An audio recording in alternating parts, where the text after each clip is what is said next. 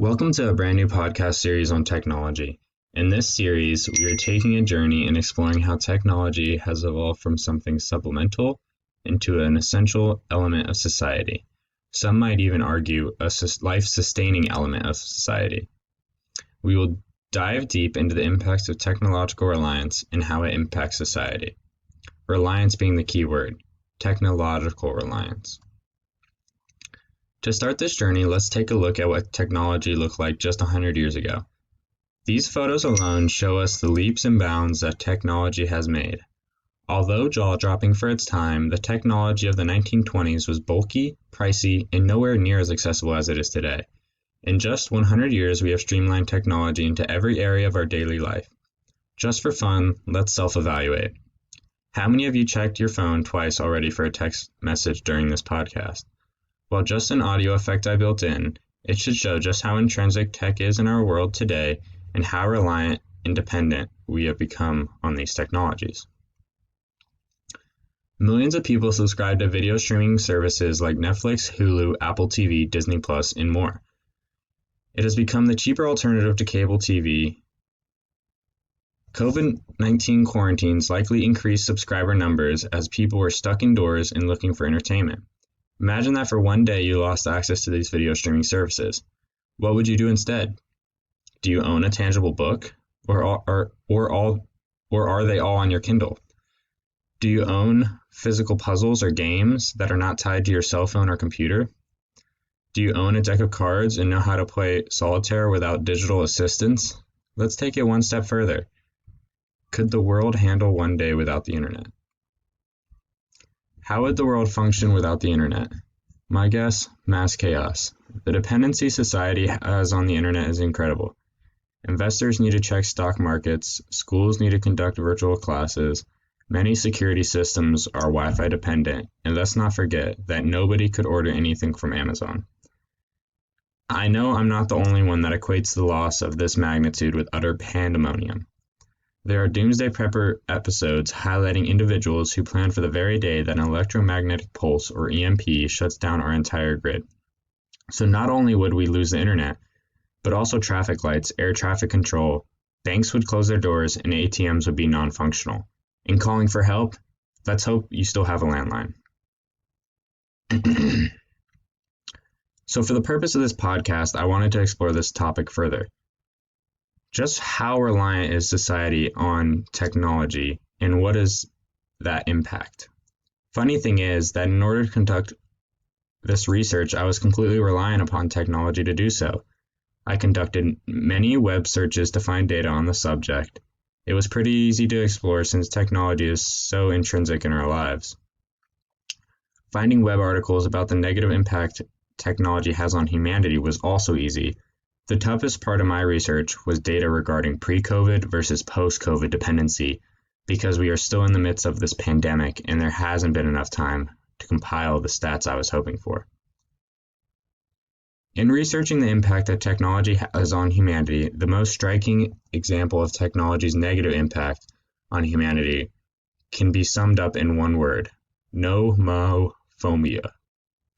What is nomophobia exactly? It can be broken down into three syllables: no, mo, and phobia. It is the phobia of not having access to a mobile device. I can guarantee that 100 years ago, this phobia did not exist in any psychological textbook. However, today, the fear of being disconnected is real. Not only is it real, but it is a worldwide condition. According to an article on Healthline.com, results of multiple studies suggest this phobia is becoming more widespread. According to 2019 research, almost 53% of British people who own a phone in 2008 felt anxious when they didn't have their phone, had a dead battery, or had no service. In India, a similar research was conducted in 2007 studying first-year medical students. They found evidence to suggest 17.9% of the participants had mild nomophobia. For 60% of participants, nomophobia symptoms were moderate, and for 22.1%, symptoms were severe. Symptoms were both emotional and physical. Emotional symptoms included worry, fear, or panic when you think about not having your phone or being unable to use it, anxiousness and agitation if you had to put your phone down or know you won't be able to use it for an extended period of time, panic or anxiety if you briefly can't find your phone, irritation, stress, or anxiety when you can't check your phone. Some of the physical symptoms included tightness in your chest, trouble breathing normally, trembling or shaking, increased sweating, feeling faint, dizzy, or disoriented, and finally, a rapid heartbeat. Technology has created in humanity a physical response when we feel disconnected. Our cell phones have become our main mode of contact with the outside world. Open any young adult's phone and you will likely see icons for a host of social media platforms, and this just leads us to another problem. The dependency to maintain a social image has become ever so prevalent. Just this week, MSN News published an article that showed most adults spend 1/3 of their life online. The main way we use the internet is for work. That adds up to 21 hours and 55 minutes a week. Number 2 is streaming TV shows and movies, which adds up 7 hours and 55 minutes a week.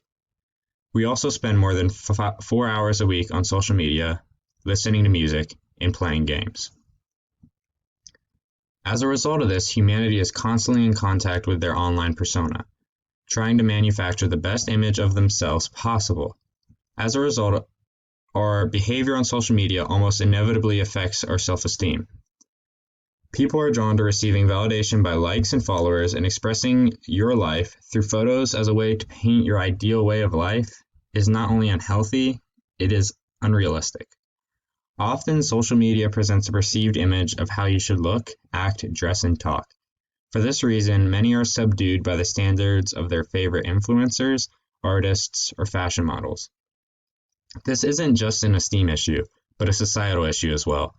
According to Cambridge.org, the process underlying media influence can be broadly decomposed into 2 potential effects.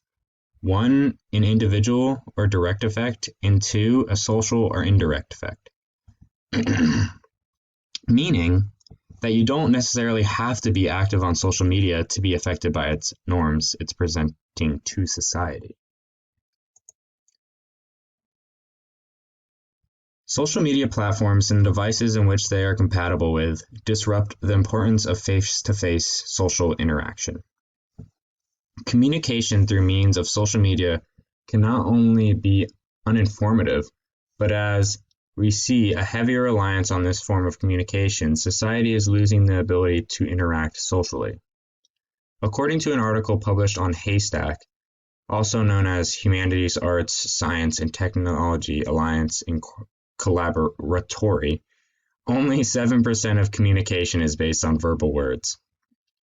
That means that over 20% of communication is based on nonverbal cues, such as body language, eye contact, and tone of voice. As we see younger and younger people becoming involved with social media, the concern for future generations' communication and social interaction abilities should be emphasized.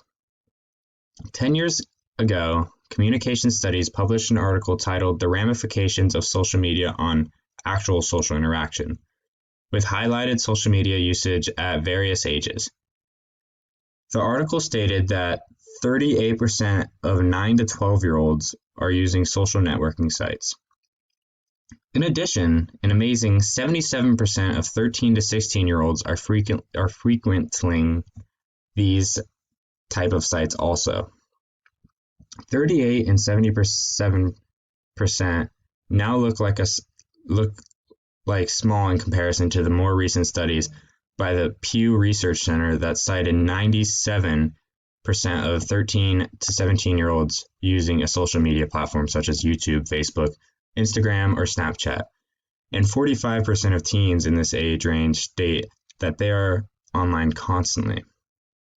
It's staggering to think that in just 10 years, social media usage among teens has grown by 20%. As more and more teens enter the world of social media as their primary source of connecting with the world, what will become of social interaction in the future? What will virtual reality chat rooms become a new norm? will virtual chat rooms become a new norm? This trend is concerning as usual spikes upward. Will future generations have the skills to communicate once they step into the real world? Communication is only one of the notable side effects of increased dependency upon technology. The Mayo Clinic notes that increased technology and social media use also negatively affects teens, distracting them, disrupting their sleep, and exposing them to bullying, rumor spreading, unrealistic views, and other people's lives and peer pressure. There are actual physical consequences to technological dependence. Whether we know it or not, the screen time that accrues at the hand of social media consumption is overwhelming and does physically affect its users. According to Harvard Health, exposure to light suppresses the secretion of melatonin, a hormone that enhances circadian rhythms. This is the main contributor to negative sleep schedules, as your body's internal clock is thrown off. Not only that, blue light has often led to fatigued eyes, blurred vision, and headaches. Secondly, the blue light that these technologies produce can lead to long-term effects. According to Mayo Clinic, the blue light can be damaging to delicate retinal cells deep in the eye. Additional studies have shown blue light is a risk factor for the onset of age-related macular degeneration, which is a process condition that can lead to vision loss over time. As we look at the negatives of blue light, it is important to realize that blue light is produced naturally through the sun and is ultimately unavoidable. However, limiting screen time and limiting ourselves to exposure and other lights at night are two great ways to reduce blue light consumption. In conclusion, while society is seemingly becoming more consumed by technology than ever, can there really be a truly defined argument for the pros outweighing the cons? In today's day and age, I can't help but looking back at the unforetold stories of the perceived societal downfall at the hand of social media and technology. Originally, these stories being dismissed, many like that of the Unabomber's manifesto, have since eerily crept into fruition. This suggests, while the Unabomber's actions were unreasonable, there may be some substantial truth to his manifesto. Technology, an essential part of life, is that a positive for humanity or a negative? You decide.